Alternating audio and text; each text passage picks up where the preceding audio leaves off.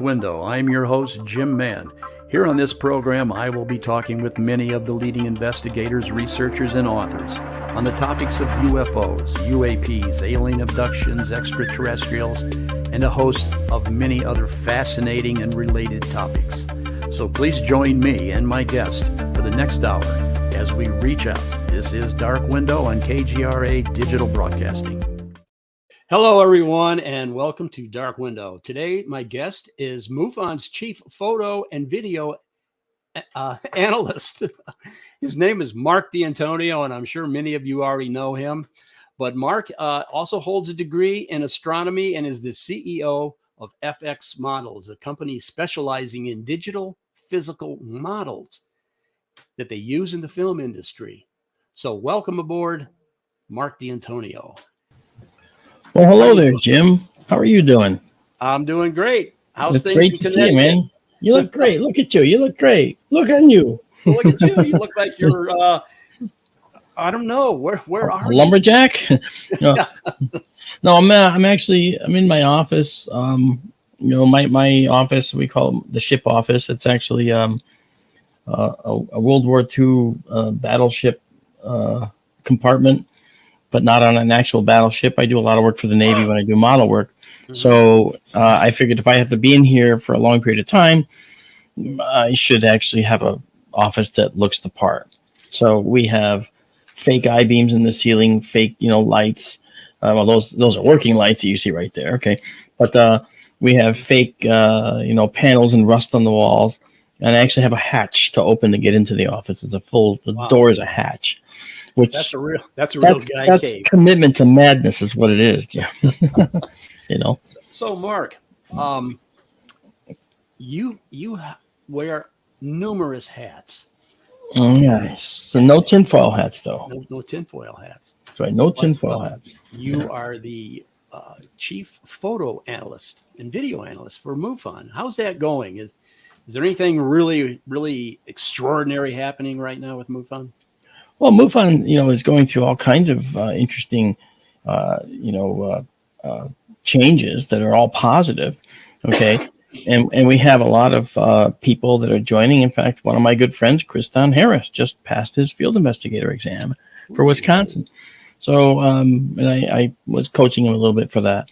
But MUFON's been growing. I hesitate to say this, but I've been in MUFON since I was 11 years old. I know you told me that. Yeah, I did, but guess that doesn't mean so much. But until you realize, I was in it 2 years after it started. 1971 is when I joined MUFON. I was 11, so I'm an old guy. I mean, it may not appear that way, but maybe at times I look like an old guy. But young at heart. I mean, I can't be kept down. I mean, for crying out loud.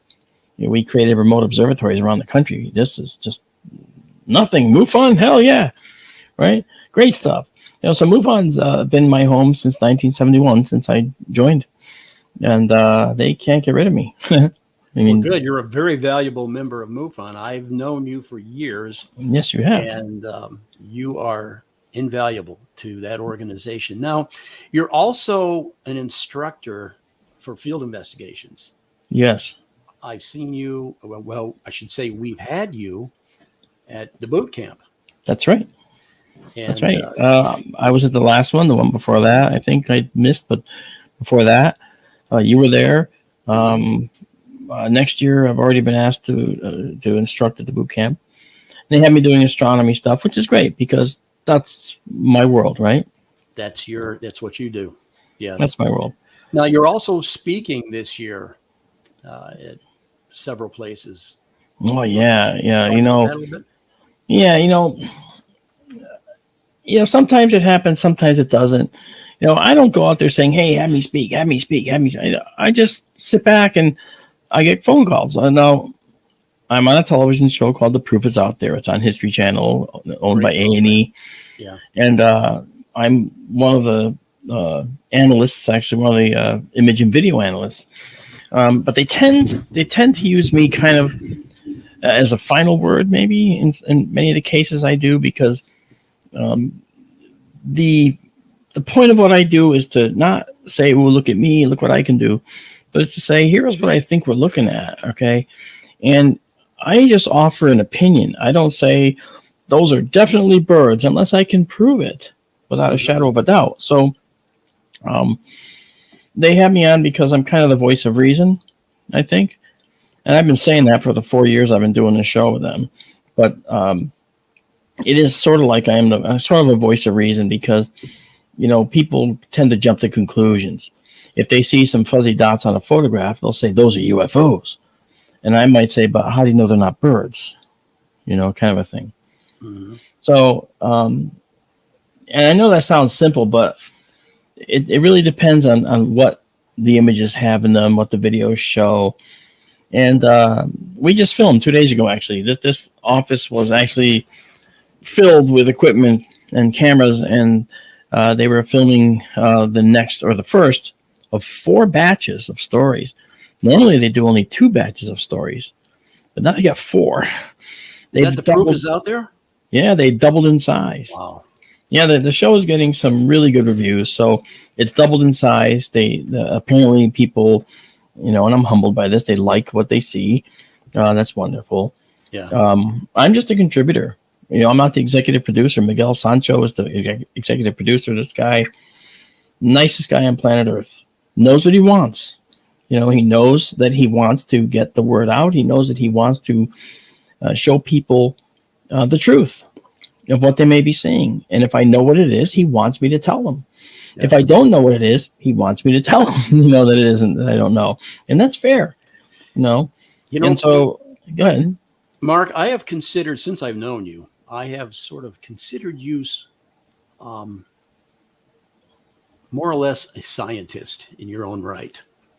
And the reason is because of your objective viewpoint on everything. You let the data speak for you. Always have. Yeah. In the face of so much opposition from people that have witnessed UFOs or what they thought were UFOs. Yeah. You were always the one that said we have to let the data speak to us. You're absolutely right, Jim. You know, and honestly, I'm not someone that's a non-believer. Okay, I do lectures around the country, around the world, as a matter of fact, on technology that I think an advanced race is using in order to get here. And this technology is something that's beyond us right now, but it's under investigation, believe it or not, by other people right now. And there are certain particles that you can generate around your UFO, and those particles live outside of our X, Y, and Z moving through time. Those are our 4 dimensions. Okay, we call that a membrane in string theory. And if you generate particles that belong not in those 4 dimensions, but in this 5th dimension out here, then you generate them around your ship here, and your ship gets pulled into the 5th dimension. And what does that mean? It means that you now have all the benefits of what the 5th dimension can offer. And that is much shorter distances between objects. You are in a big universe here. You get into the 5th dimension, go far enough in, and the universe is shrinking around you until you're literally just a few feet, for lack of a better term, from the nearest star. So in other words, that's a high exaggeration, but Alpha Centauri at our fastest rate would take us about 10 to 11,000 years to get there with what we know now as humans. But with the Alcubierre drive, which is the warp drive, which warps space, and basically it's like folding paper, right? You fold the 2 corners together and step across a little gap and unfold the paper, right? You don't travel the intervening space, but you get one place to another, okay? That's the Alcubierre warp drive, and you do that to space because space does bend and fold, okay? But if you use that, it's still going to take you about a week or week and a half to get to Alpha Centauri, which is phenomenal compared to 10,000 years. But what if you could do it in 20 minutes? I've heard. That's what this is about, right? This is what we're talking about. This technology is something we don't have yet, but it's that 5th dimensional transition. And if you can do that, and it uses a special variation of string theory called Randall-Sundrum 1, RS1. And the particles that you generate are called Kaluza-Klein particles, KK particles for short. Well, guess what? CERN is building another particle accelerator, and guess what they're investigating? KK particles. KK particles. And Livermore just announced recently that they created and sustained a fusion reaction for the first time. Okay. Seriously? Yeah. Okay. Remember that? Now, to generate a KK particle, what do you need? Well, you need energy, right? Okay. So you have energy, but how would you generate that particle? You generate it using a fusion reactor. That's all you would need to generate enough particles to surround your spacecraft. Okay. And how would you generate? You generate it with a particle accelerator that's powered by a fusion reactor. Have you ever wondered why UFOs are triangular or round? The saucer, the classic saucer. Do you know why? I think I know. That's a good question. I think I know. They're particle accelerators. They're circular, and they generate these. They have these conduits in there. They circle particles around until they make these KK particles, which surround them. The KK particles can also be gravitons in this theory, and gravitons are the force particle of gravity that we haven't found yet. Okay, but we found the force particles, the force carriers for all the other forces so far that we can see. But we have gravity waves, which Einstein didn't think we'd ever see. But we don't have gravity particles or gravitons that we can see yet. Maybe that's because they're out in the fifth dimension. That's where they are. They're out here. And if they're out there in the fifth dimension, then that's where we have to go to utilize them. So we generate them in the our four dimensions, and they live out here. So they're not easy to see because they live out here. Now, if that's the case, now our fusion reactor inside of our unidentified flying object would generate these KK particles, sheet the craft in them, and if they're gravitons, they're 10 to the 17th times stronger than the gravitons holding you to that chair right now. So that's very powerful. They also create micro black holes, MBHs, micro black holes. And these black holes, these micro black holes, they only live fractions of nanoseconds, okay? But if you keep generating them, you can have a net plus amount around your ship, okay? And what does that do? If you're looking at somebody in a spacecraft that's generating these KK particles and micro black holes, and black holes suck, right? So what do the micro black holes do? Well, they're going to pull in a little bit of the atmosphere, maybe a couple of the atoms. The atmosphere might be lost. They're also going to mess with the light that's coming from the UFO that they're shrouding. So if you're watching a UFO that's utilizing these KK gravitons, it's going to shimmer. It's going to change colors. It's going to pop in and out. Now that's everything that's reported with UFOs. They do all those activities. They see that when they're seen, they do all these things. They seem to disappear and reappear. They seem to change color. They seem to shimmer and fade out. Okay. And people go, wow, what's that? That can't really happen.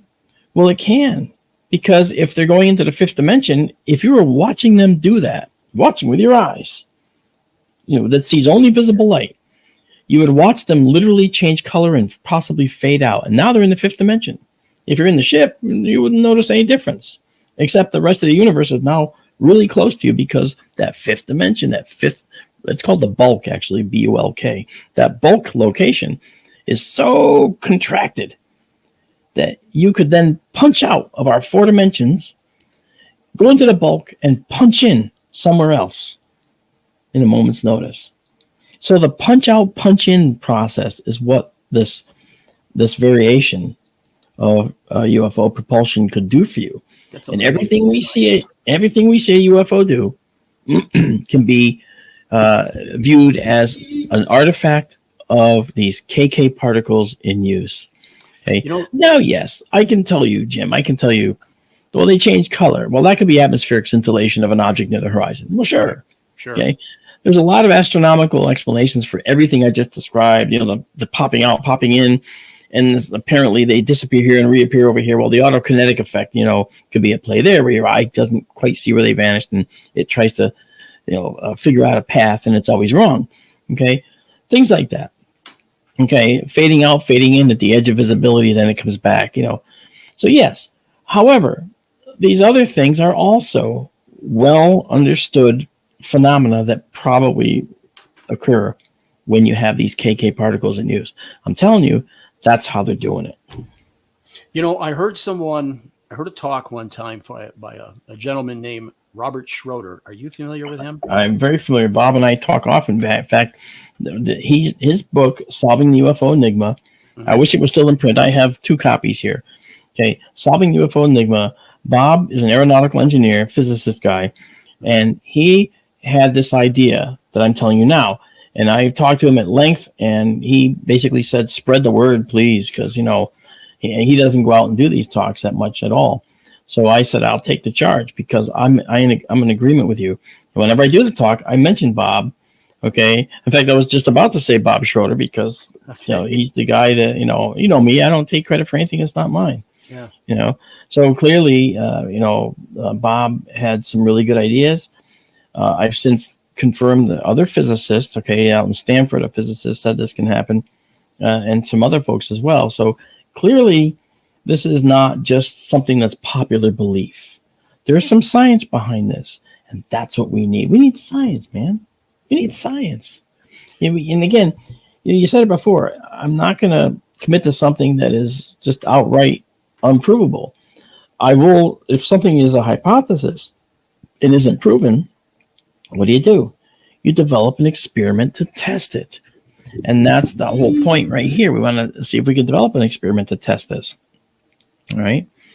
There's a movie that I'm going to be involved with here, I think, in the next few months.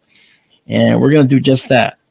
If there's any of this technology in play, there should be ways that we can see what I call the skid marks of an alien race that's using this pop-out method from the 4 dimensions to go into this bulk and back again. Because on the way out and on the way in, there's a characteristic radiation that they may give off, which might include gamma radiation, Hawking radiation, all stuff that's gamma radiation is easy to detect. The Hawking radiation, not so much. So gamma radiation might be the clue. But the bottom line is, in other words, there's scientific ways that we can test this and not just say, I believe it. Because we all believe that we're not alone. Right. But we should have to prove that we're not alone. Well, Mark, let me ask you this. You, of course, have been in tune with everything UFO for a long time. And here in the last 3 or 4 years, the Defense Department, the Navy, has come forward with the Tic Tac UFO, the gimbal, the Go Fast. Yep. And even these so-called balloons that we dealt with here recently. Yeah. Had you had a chance to analyze any of this stuff that the Department of Defense, the Navy, has come forward with on the Tic Tac or any of that? Do you have an opinion on any of that? Yeah, I actually examined all the videos that were released publicly. I wrote a white paper for MUFON on it, and the Tic Tac. And again, I was going at it saying I do believe that they're here. I absolutely feel certain that they are. But the question is, does the data show it? And that's kind of important to determine. Right. Yeah. So I looked at the Tic Tac, really interesting. And one thing I noticed was they were using the Raytheon AT FLIR pod. That's the name of the pod slung under the F-18 Hornet that they had tracking this Tic Tac. And I noticed that the object was starting to track off to the side, okay? And when it got to the actual leftmost limit, then the pod shifted back looking forward. Now, when it did that, it made it look like the Tic Tac was zooming out of the frame because it was looking at it up close, and then it just moves. It moves back. And when it moves back, it looked like the Tic Tac zoomed out of the frame. But in fact, that was the recentering of the AT FLIR pod. So the Tic Tac one didn't convince me of anything. Then there was the gimbal.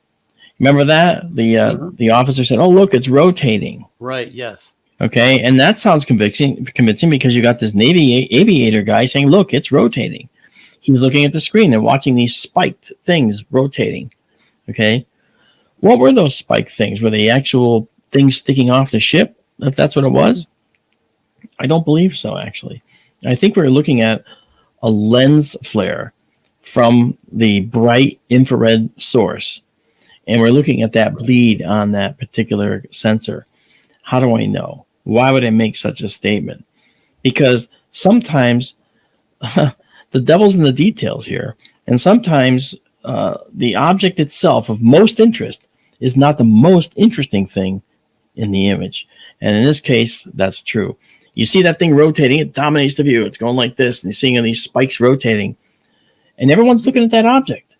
What they're not looking at is the cloud banks, also visible in that same set of frames. And every time it does this, the cloud banks do this. The cloud banks are bouncing a little bit as this thing is rotating. What's that tell you? It tells you that the rotation that you're seeing is not due to the craft rotating. It's due to something over the sensor of the pod inside the aircraft's AT FLIR pod rotating. Okay? As it does so, the cloud banks jitter a little bit as it does that. So the gimbal, as good as it looked, it wasn't conclusive. To go fast, that tiny little dot that the weapons officer says, "Woohoo, I got it," and he tracked it, right? Well, these guys, tracking something that small is quite an achievement. So he does that, he catches it, and I noticed the HUD data, and I looked at the HUD data, the heads-up display data that's telling us the altitude, speed, and all that. Now, I did some slant angle calculations. Excuse me. I did some slant angle calculations down to the water. Okay, and I discovered that the speed that the object was moving, if you do a min-max type speed, and right in the middle was 175 miles an hour for that go fast object, because the ship, the plane's going this way, the object's going that way, so it looks like they're going right past each other fast, but they weren't. 1 minute. Excuse me. So the go fast wasn't conclusive to me either. What about go back to the Tic Tac though? Yeah. What about that one?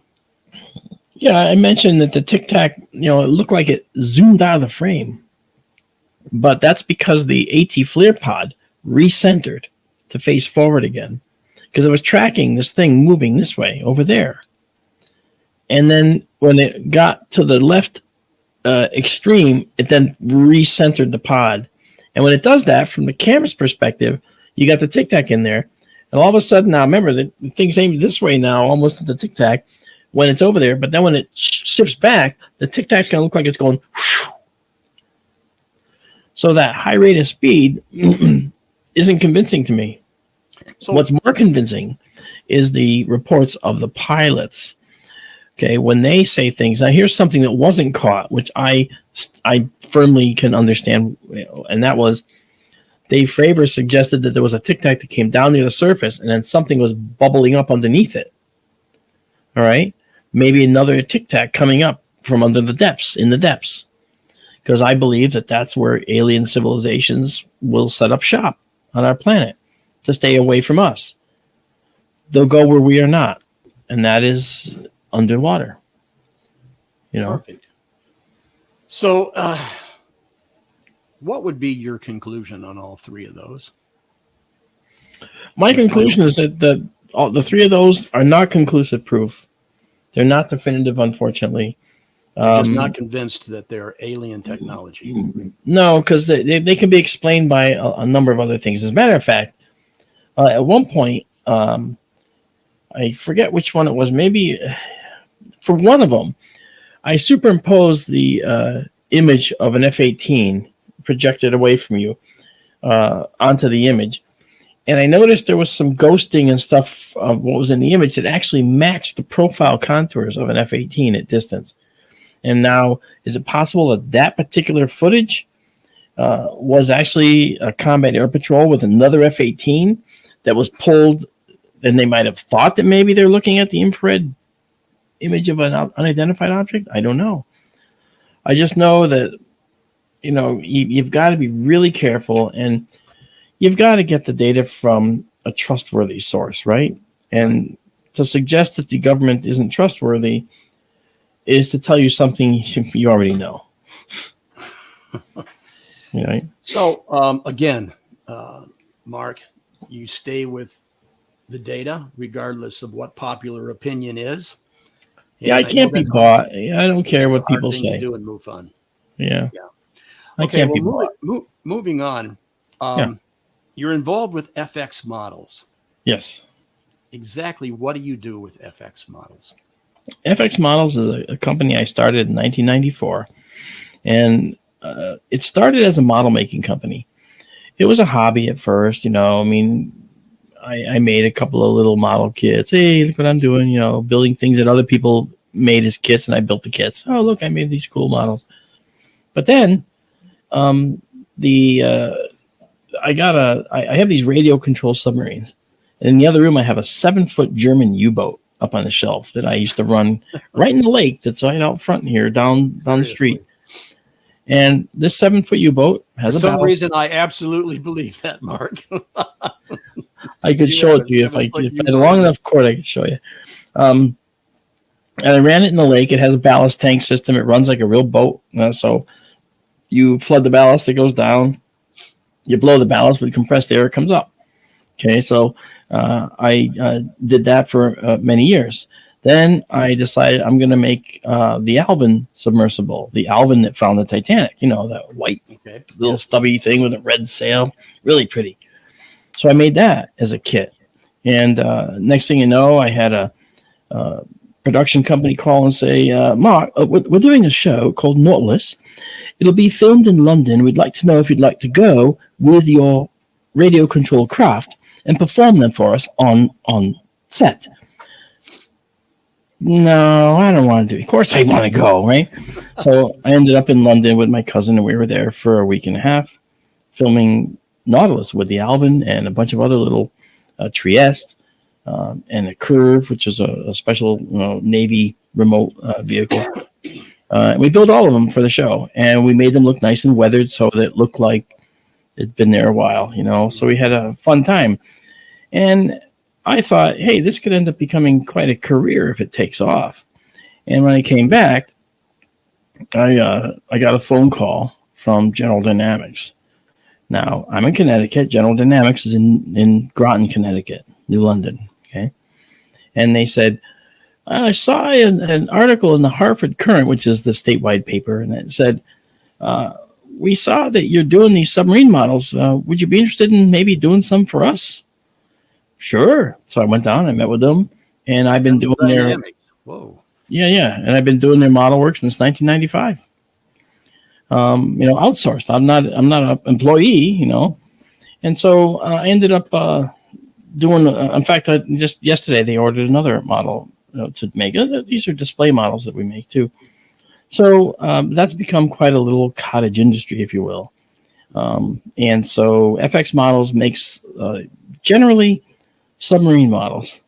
We've done DSRV, Mystic, and Avalon, which are rescue vehicles. We've done rescue chambers, divers, dry deck shelters, and all kinds of things along with the submarines themselves. And the honest truth is that, when COVID hit, I had to start working alone. So I had to invest in technology. So I invested in, you can't really see it, but it's right there. Okay. It's in the dark. I invested in an SLA printer. So I have a stereolithography system now that'll print something out so accurately that you can't even tell it was made on a 3D printer. It's perfect. Absolutely perfect. In fact, I have a model of the moon that I could show you. That's what I'm going to get to. You also do planets in the moon, and I do. Correct? Yeah. Can I go grab it? Absolutely. I'll be right back. It's right there. So you'll see.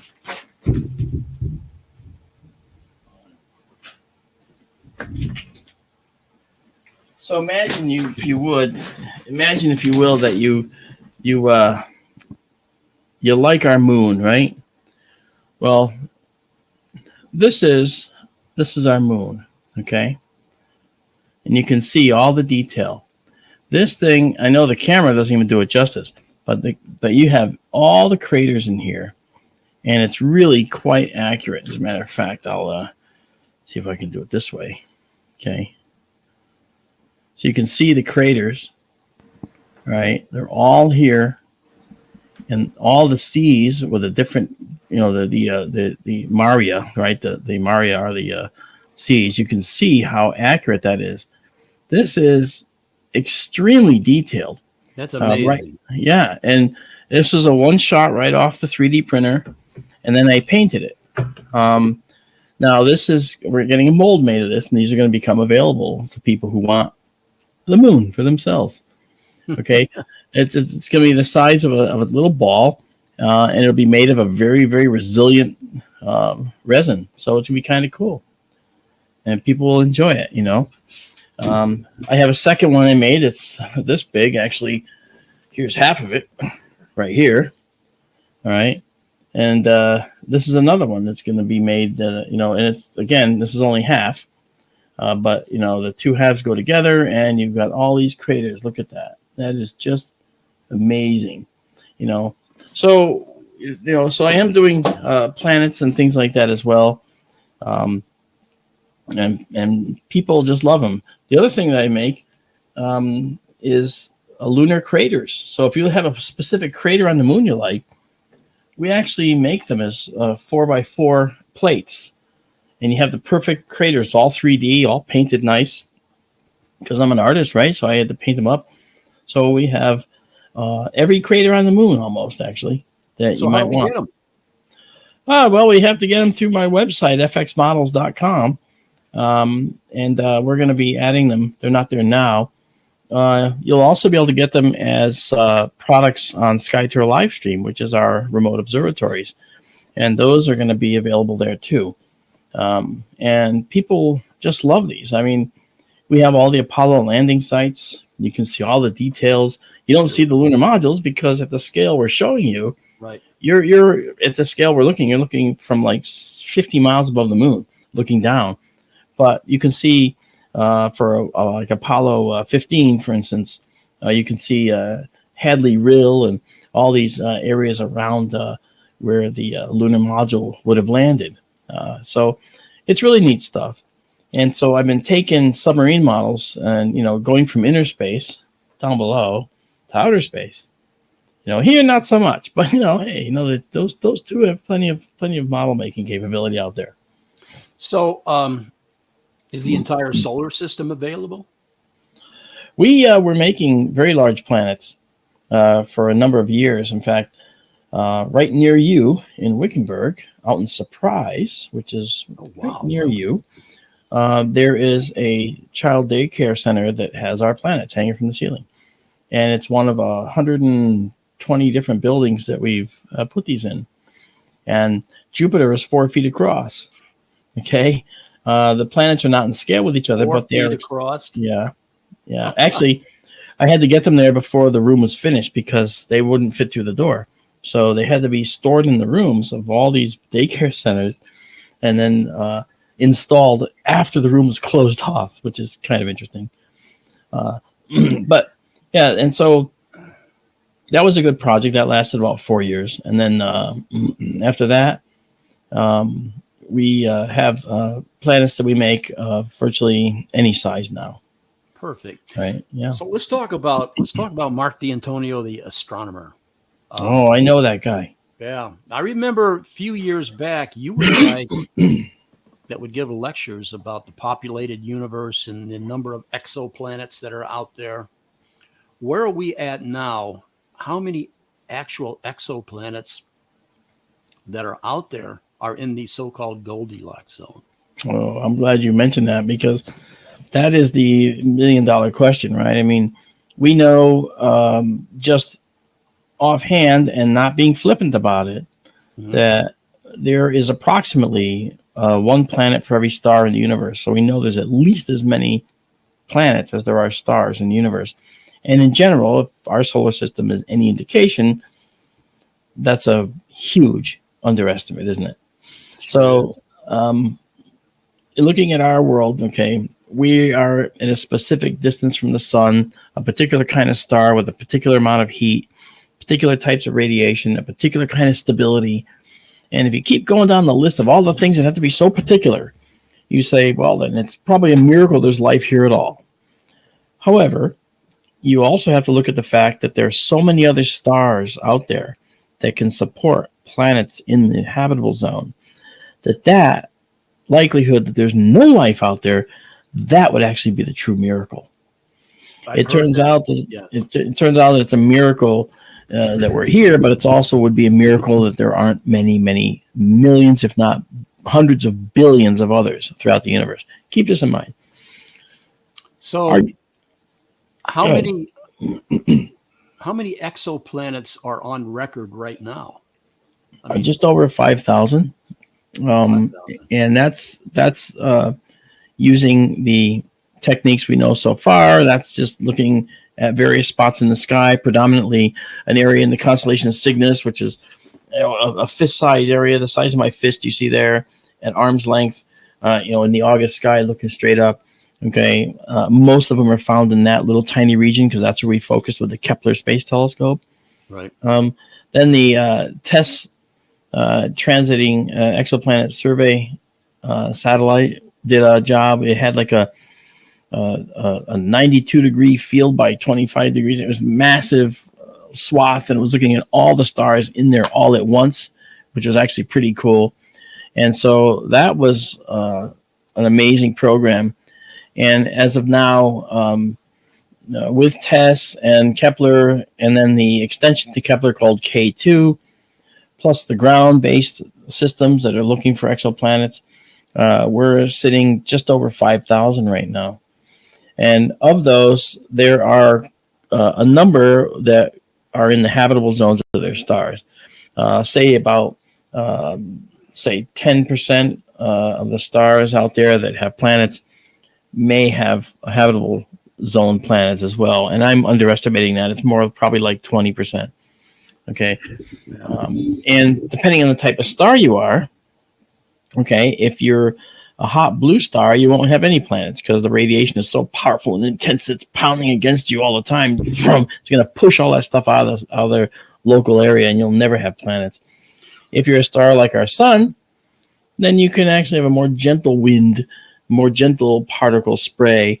And so not all of the dust and gas will be eliminated from your local area, and planets will form. Wonderful. Yeah. So I'd like to talk a little bit about the James Webb Telescope. Oh, yeah. And its contribution so far, but let's talk about your telescope. Well, and you have a program. Yeah, we have. We started. Here's how it started. Okay, first of all, what is it? It's a series of remote telescopes around the country. What does that mean? It means they're remotely accessible. As we're speaking tonight, I have the building open out in Arizona, in the desert, where our second telescope is located, and we're planning on doing a stream later tonight, probably around 10:30 or so, and Eastern. And this is and since this is being pre-recorded, I guess I have to say that by the time you're hearing this, folks, it will have already happened. So that's just that. And my telescope focuses better than my camera, so don't worry about that. So we created this series of telescopes, and I call it Sky Tour Livestream. Sky Tour Livestream. And the YouTube channel, Sky Tour Livestream with Marc Dantonio. I had to add my name because somebody was being unscrupulous and was trying to steal the name and capture all my audience by just calling it Sky Tour Livestream. So I added my name to the channel, and they can't add my name to their channel. So that ended that real fast. So it doesn't have to do with any kind of ego here. It just has to do with practicality and maintaining your hold over what you're creating. And so, what are we creating? Well, I'm an astronomer. This is what we look like. And so what I do is I do these nightly. Right? Yeah, looks like a lumberjack. I'm a lumberjack and I'm okay. Yeah. But what I do is I take people on a nightly adventure and I bring them to the universe live in real time. That's what we say. And the universe live in real time Here you see it, and this is the telescope right here. You're looking at right out there in the building. That's the telescope. Connected now. This is our telescope control. This is the actual view. Why does it look greenish blue? Well, it looks that way because the telescope's sort of staring at the wall. And then on the other side, let me just move this out of the way here. On the other side here, this is the camera controls. All right. This is the focusing system that's over here. So all this stuff means something to me. So and to everybody that watches. And what we do is we can share with people what we do. Let me just make it this way so it's a little easier on the eyes. So, for instance, can we go full screen on this? Yeah, but that's at your end. You can. Yep. Patricia, can you go full screen on that? There you go. So, for instance, as I said, this is our telescope control right here. Okay, there's our telescope. Watch what happens when I hit north. Telescope goes up. Now, you might say, well, so what? That's no big deal. Well, it is a big deal because I'm 2,500 miles away from this telescope right now. And I'm controlling it from Connecticut. And it's out in the Arizona desert. So I can have the telescope go look at anything and move anywhere in the sky. And we have another program that we use, which is a planetarium program, which I'll even start up. Why not?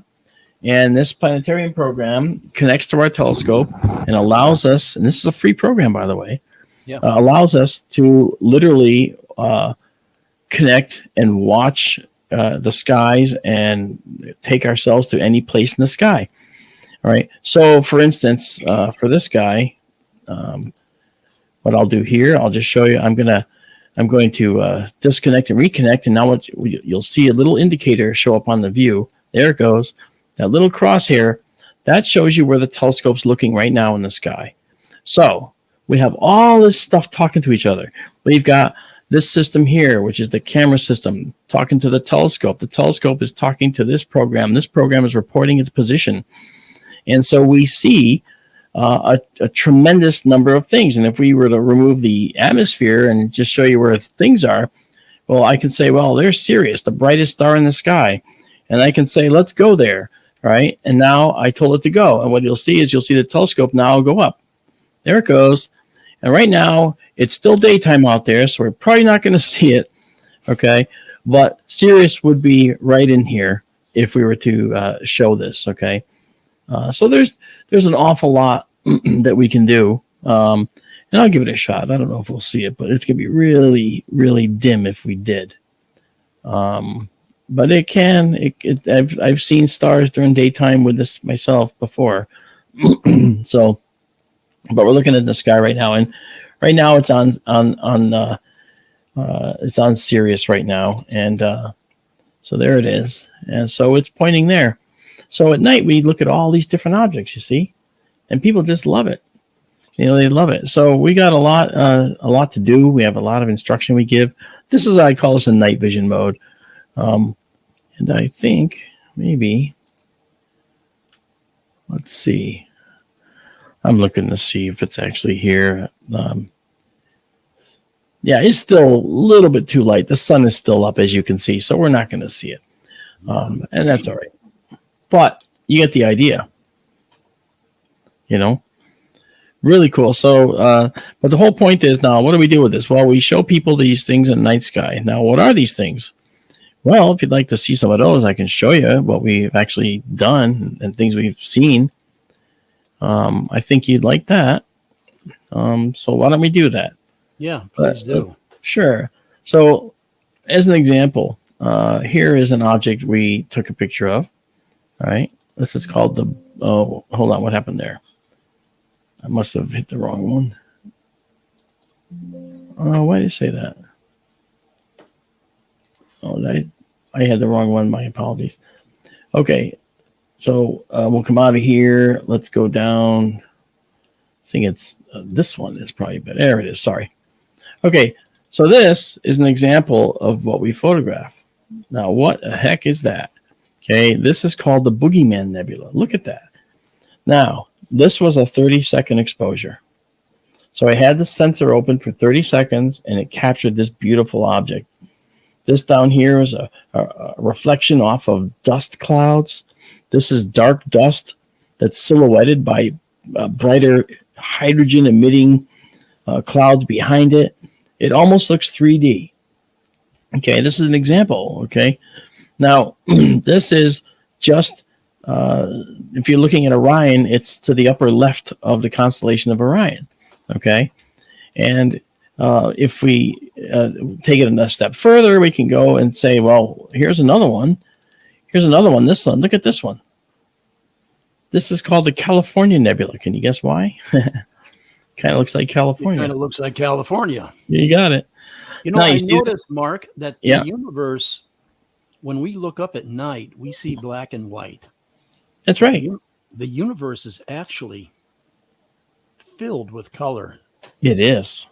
It is. And the reason you see only black and white has to do with the way your eyes work. You have what are called rods and cones in your eye that you've known. Now, the rods are black and white receptors, and those primarily ring the retina. They're around the edges of the retina. And the cones, the color receptors, those are in the center, right? So when you look straight at something at night, you don't see it as well as when you kind of look a little to the right of it. And now you see it out here. That's called averted vision. And averted vision is how you see dim things at night, because when you look to the right, it's the rods which are getting the majority of that light now. And they're more sensitive than the cones because they only see black and white. See? So rods and cones evolved to, show us things from a bright star. They didn't evolve to do anything other than keep us safe from predators at night.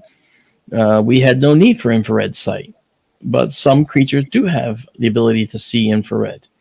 We don't have any need for ultraviolet sight, but some creatures, bees, for instance, do have the ability to see ultraviolet in the ultraviolet spectrum because they evolved to require it for their life processes.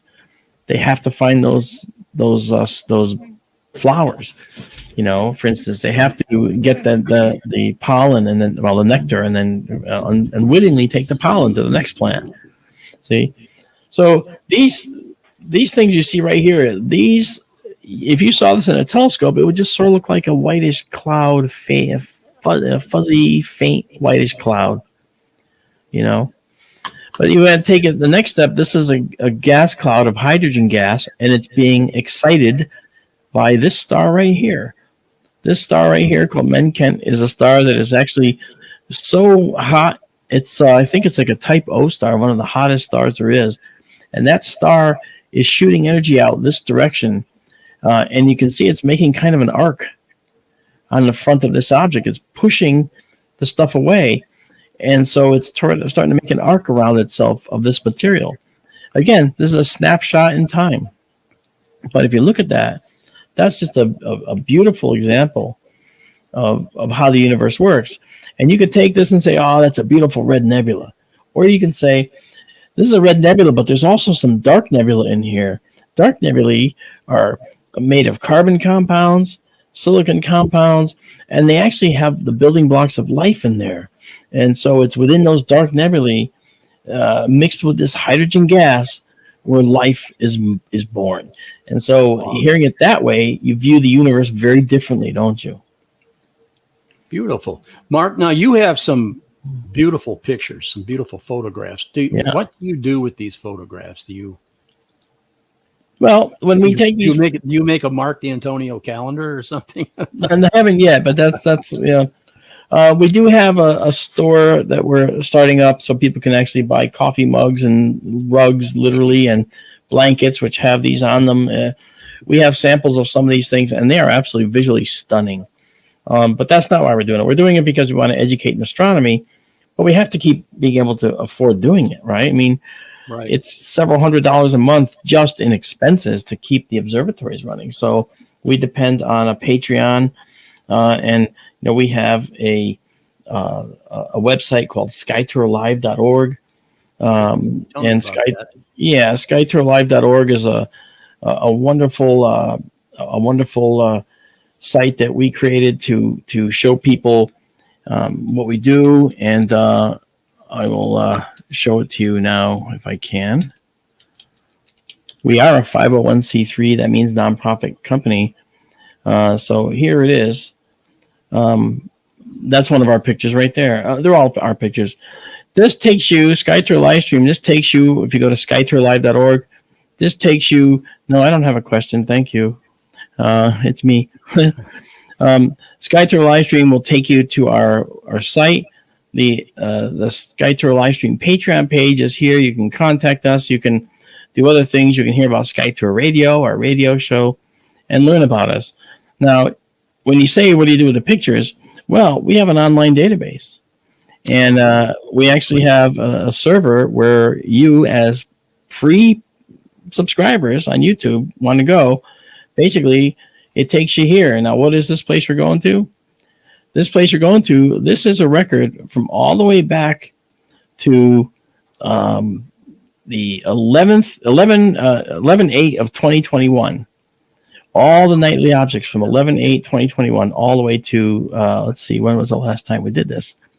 The 9th of April, which was 2 days ago. Just a few days ago. Yeah. Okay, so we did that. Now we also have some images that might be fun to look at, which are kind of cool. This is the very, very first marking ever made out in the desert for the observatory. This was the stake. This is the stake in the ground that literally ended up becoming our observatory. Okay. Now we poured the concrete, and that night it was hard enough for me to stand on. This here is Terra Diulis down here, and this here is the landowner and his dog. And they're very much into this. This is a sunset shot that I shot on that slab that night. It was just beautiful. It looks like a painting, and almost. But then the building was underway. They actually built the building, and getting out there was all dirt roads, as you can see. Mm-hmm. We have this separate camera. That's a separate all-sky camera that sees everything in all directions at all times. So that's something that makes it so that we can't be surprised by anything. And we also watch the whole evening change moment to moment, and then make a movie at the end of the night showing what happened. You see meteors, you see planes, you see all kinds of things. Okay, this is installing the main pier inside the building, and then another beautiful sunset over the top of the roof that was open in this case. And then there it is. There's a telescope without the shroud on the front. Mm-hmm. Okay, all set to go. And so this was a beautiful thing. And then this is our door. This says STLS for SkyTour Livestream, and that's an Orion Nebula.